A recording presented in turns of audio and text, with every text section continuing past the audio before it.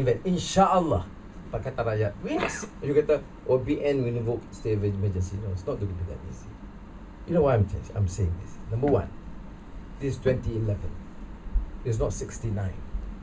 In 69, what happened was this. Essentially, the Malay-Chinese battle, this is how the perception was. Okay, there's a Malay sense of security, the so-called Chinese new political dominance. But now, it's not a Malay versus Chinese battle. It's a Malaysian battle. We have Anwar, they're kids young, they're Hadi, one team. Of course, we have Najib, Choi Solek, and who's the new MIC president? Ada somebody with nama? Apa? Palanivel. Saja nak test you. 90% wouldn't know, but it doesn't matter. And of course, my old friend Kosukun, struggling to survive.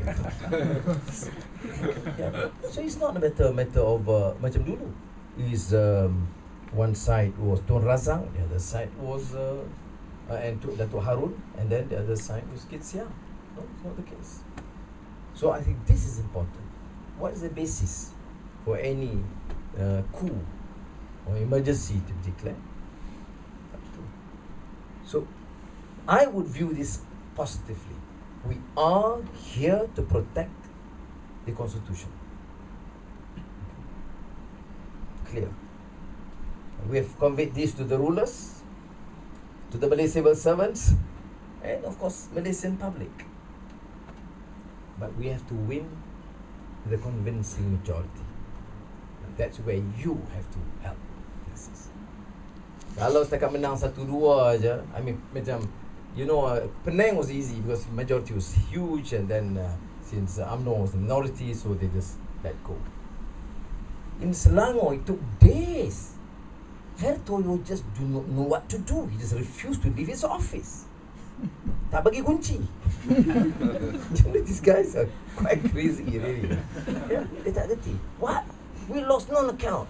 Minta account. You know, pukul 2 pagi, tak announce lagi. I tell you a secret. Dah sampai pukul 2 pagi, don't panic. Finally, I called the chairman of the election commission.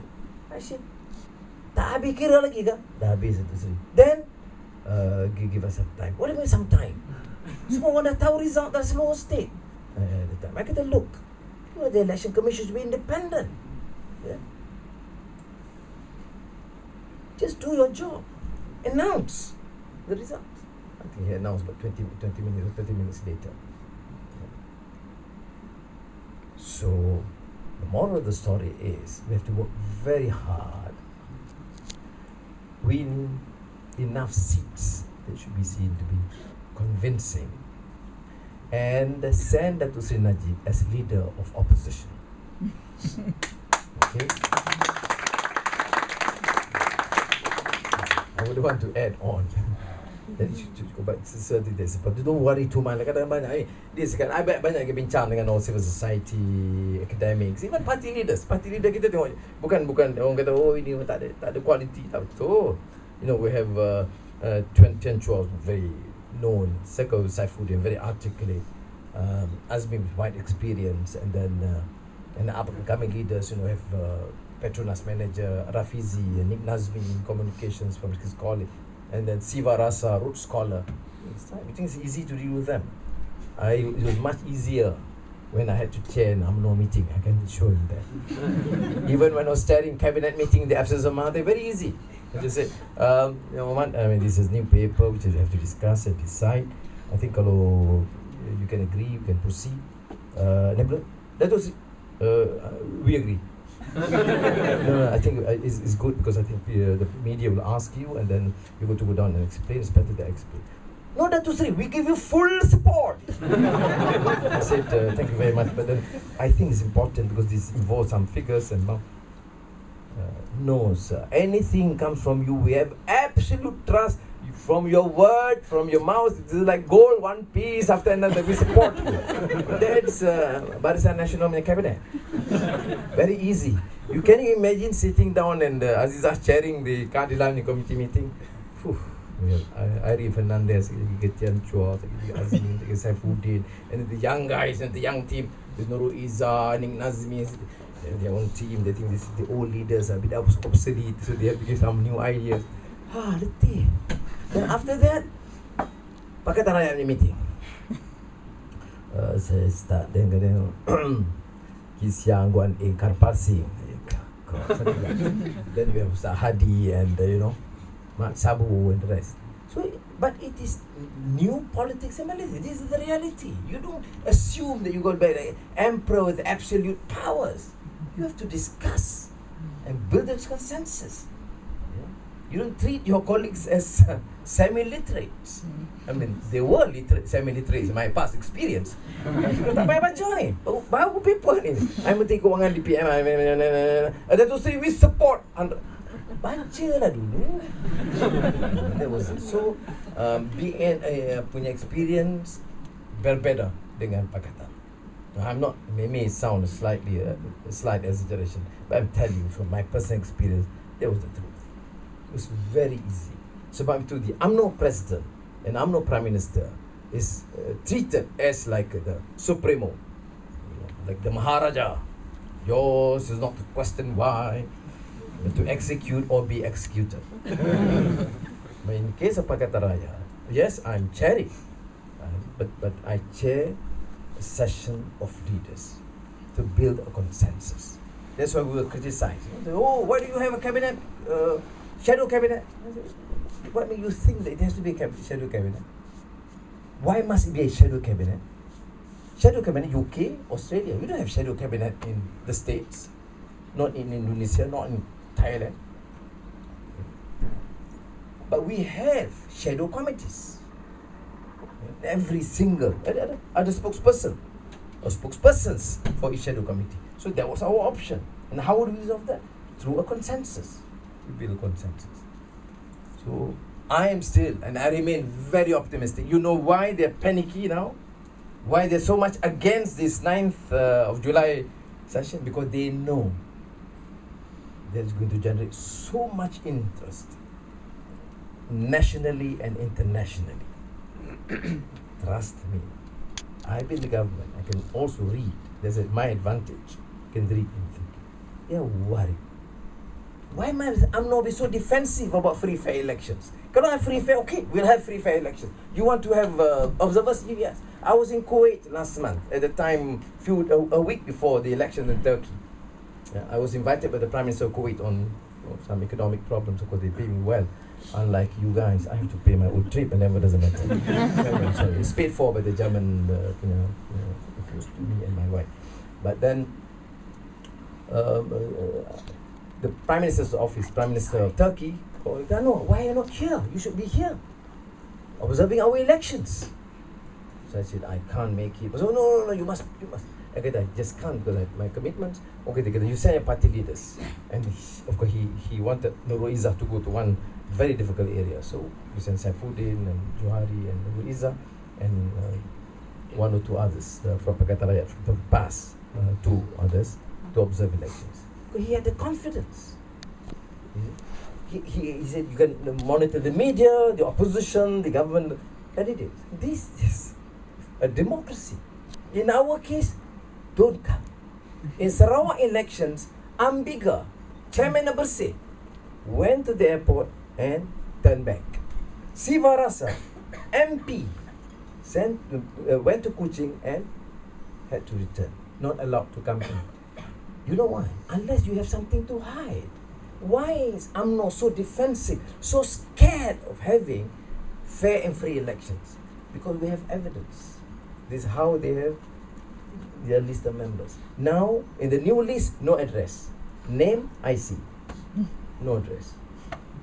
So you can come from Timbuktu and vote. So, we provide the answers.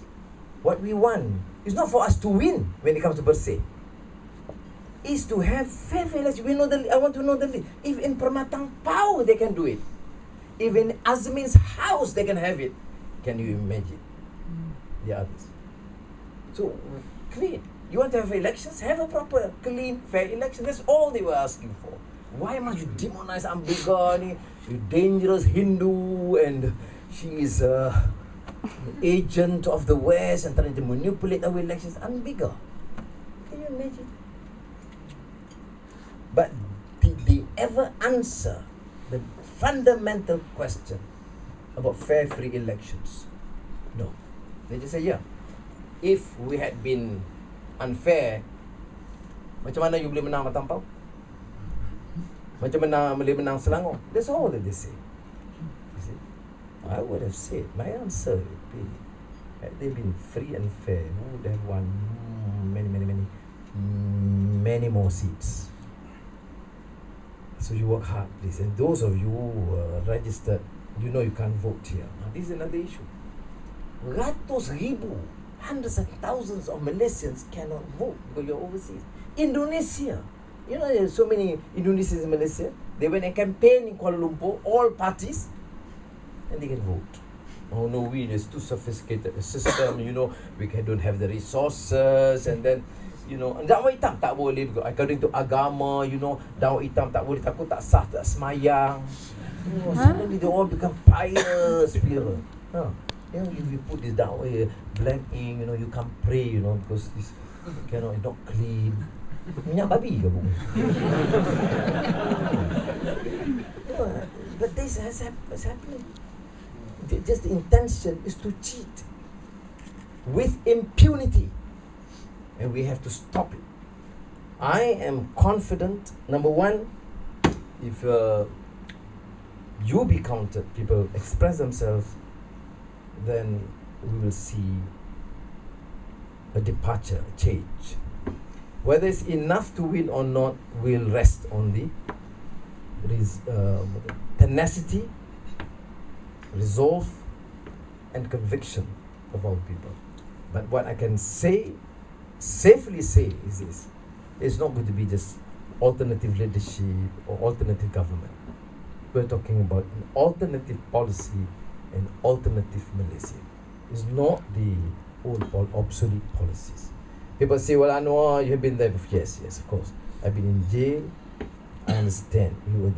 What were the things I learned in jail, Aziz Afghan knows this very well, I've said this before, okay, is that you see, you experience, you know what is poverty, how it feels to be demonized, how it feels to be treated like a dog, how it feels to be assaulted to near death in pain with no access to medical facility, and how it feels to be cut off from your wife and your children and your kids, not knowing what is there to offer the future. And more important, it's not just you, what you saw in prison, the downtrodden, the poor, the illegal workers, those were certainly not counted, whose bitterness or atrocities perpetrated against them will go unrecorded in the annals of history. In my case, the black eye was made famous throughout the world. It's true. Even Germany, yesterday, somebody still mentioned, oh yeah. I mean, somebody from Burundi, yeah, I remember your black eye. But many others were inflicted with worse pain, worse abuse and insult. Now, if I can't learn and have no passion for freedom and justice, then I don't deserve to do anything. But may I show it from the heart? Yes. Do I mature in the process? Yes. Do I understand when I talk about freedom, justice? Do I feel? Yes, I do. Do I feel stronger now than when it was before? Yes. Do I condone these excesses? No. I feel. I don't talk about it. It's not a theoretical construct. Oh, I have the freedom, I want to write. Today I attack this fellow, tomorrow I attack this fellow, and I call myself an independent journalist. No. I talk about it.